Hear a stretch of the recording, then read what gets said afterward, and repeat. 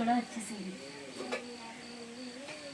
ఇవ్వండి రొయ్యలు నేను ముందే ఉడకపెట్టి పెట్టుకున్నాను అనమాట. ఆనియన్స్ ఇది నేను దీనిలో వేసుకుంటాను అనమాట. వెజిటేబుల్ చాపర్ సేమ్ మిక్సీ లాగా కట్ చేసే పని లేకుండా ఇలా వేసేసుకోవచ్చు. ఇలా మెత్తగా అయిపోద్ది. నాన్ వెజ్ ఇది చాలా బాగుంటుంది. సరే అండి, ప్రాన్స్ కర్రీ చేసేసుకున్నాం.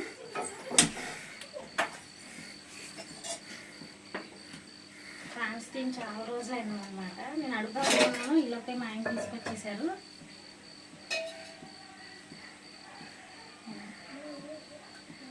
ఎవరికి రాదని కాదు, ఇది మా స్టైల్లో నేనైతే ఇలా చేస్తాను. మీ స్టైల్లో మీరు ఎలా చేస్తారో కామెంట్ చేయండి నాకు.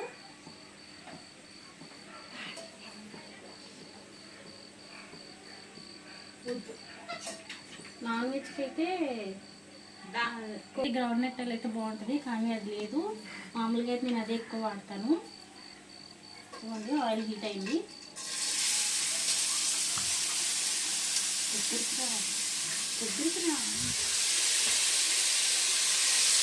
ఇలా చేసుకుంటే త్వరగా మగ్గిపోతాయి అన్నమాట ఆనియన్స్. మనం బాగా సన్నగా కట్ చేసుకొని చేతులు కోసుకోకుండా ఇలా చేతులు కట్టర్లో వేసేసుకుంటే బాగా సన్నగా అయిపోతాయి. నేనైతే ఎక్కువ ఇదే వాడతానండి ఆనియన్స్ మట్టి. ఆనియన్స్ మట్టి పెట్టేసుకున్నాను.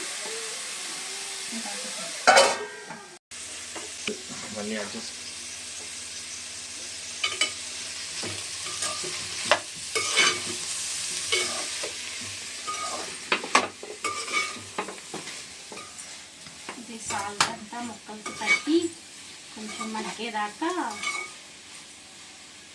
ఉడికించుకుందాం. ఒక 2-3 మినిట్స్.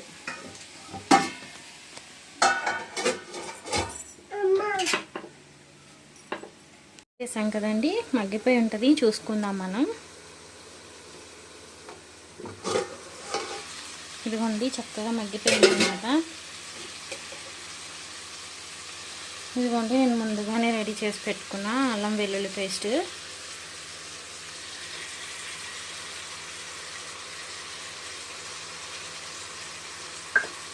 నేను ఒకేసారి రెడీ చేసి పెట్టుకుంటాను. ఒక 1/4 కేజీ అల్లము, ఒక 1/4 కేజీ వెల్లుల్లి అన్నీ కలిపేసి మిక్సీ పట్టేసుకొని ఫ్రిడ్జ్లో పెట్టేసుకుంటాను. ఇలా ఎప్పుడన్నా నాన్ వెజ్ కానీ వెజ్ పలావ్ కానీ అలా కావాల్సినప్పుడు నేను యూజ్ చేసుకుంటానండి. అది అల్లం వెల్లుల్లి పేస్ట్ పచ్చివాసన అంతా పోయేదాకా మగ్గించుకుందాము. వేసుకుని అల్లం వెల్లుల్లి పేస్ట్ వేసాం కదా, అది పచ్చివాసన అంతా పోయింది. ఇప్పుడు దీనిలోకి మిగతా వేసుకున్నాం. ఇవ్వండి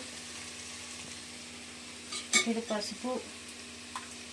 నేను పసుపు చాలా తక్కువ వాడతానండి, ఎందుకంటే బాగా స్మెల్ వచ్చేసిద్ది ఆ పసుపు. కారం మన ఘాటుకు సరిపడా అన్నమాట.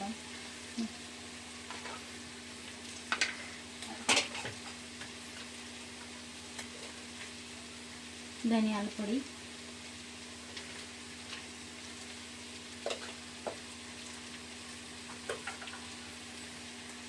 1 స్పూన్ గరం మసాలా పొడి.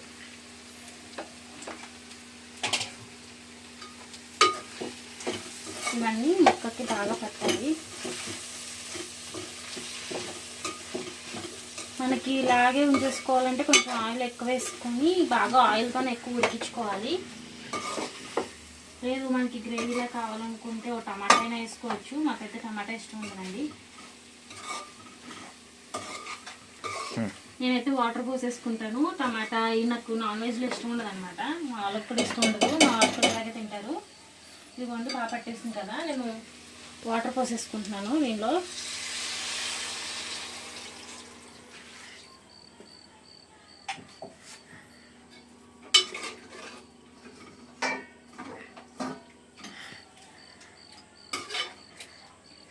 వాటర్ పోసుకొని కొంచెం కొత్తిమీర వేస్తాను. మళ్ళీ లాస్ట్లో వేసుకుంటాను నేను, ఎందుకంటే కొత్తిమీరతో కూడా ఉడికిద్ది కదా, స్మెల్ బాగుంటుంది. వేసుకుని కర్రీ దగ్గరకు వచ్చేలా ఉడకపెట్టుకుంటాను. కర్రీ అయిపోయిందేమో చూద్దామండి. ఇదిగోండి చూసారా కర్రీ ఎంత బాగా రెడీ అయిపోయిందో. ఇలా గ్రేవీలాగా కావాలంటే గ్రేవీలా దించేసుకోవచ్చు. నేనైతే ఇలా వండుతానండి కర్రీస్ ఏవైనా. టమాటా అయితే యూస్ చేయను. చాలామంది టమాటా వాడుతూ ఉంటారు. ఎక్కువ కర్రీ ఆయిల్తో మగ్గ పెట్టుకుంటే చాలా టేస్ట్ ఉంటుంది. ఇదిగోండి అయిపోయింది. స్టవ్ ఆఫ్ చేసేసుకుందాం మనం. స్టవ్ ఆఫ్ చేసేసుకుని లాస్ట్లో కొత్తిమీర వేసేసుకొని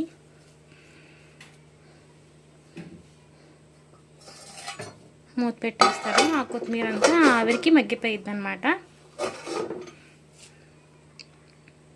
ఈ వీడియో మీకు నచ్చినట్లయితే లైక్ చేయండి, షేర్ చేయండి, కామెంట్ చేయండి. నా ఛానల్ని సబ్స్క్రైబ్ చేసుకోండి. మా చిన్నోడికి ఎప్పుడు తక్కువ కావాలి, తక్కువ అంటాడు.